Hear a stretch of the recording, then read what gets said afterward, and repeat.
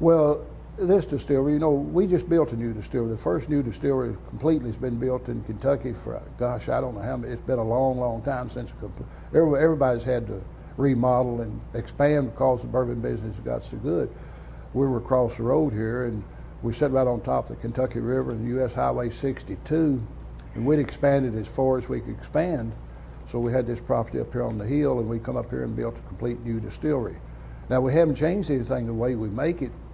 We're still using the same formula, all I can vouch for our yeast is 59 years old. It was here when I got here, and we're still using the same yeast culture. Well, I've been fortunate. It's only been, I think, 3 ownerships, or 4 maybe, since I've been here.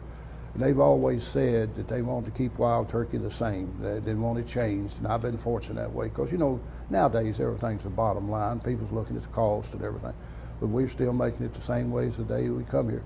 The only good thing for me was when I come here, we was making about 80 barrels a day, had about 4 storage buildings that hold 20,000 barrels each.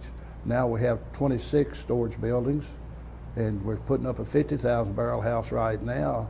And, if we're still making 80 barrels a day, instead of 560 barrels a day, I probably wouldn't have had a job by now. Well, we're sitting right on the place where we had a storage building here in 2000, in May.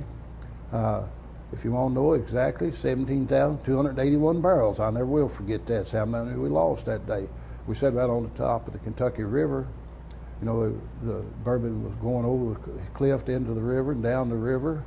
And funny story about that, the city waterworks is right here on our premises, Lawrenceburg City Waterworks.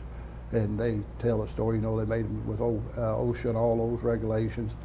They couldn't pump any water into the city of Lawrenceburg because they didn't know what it had done to the river.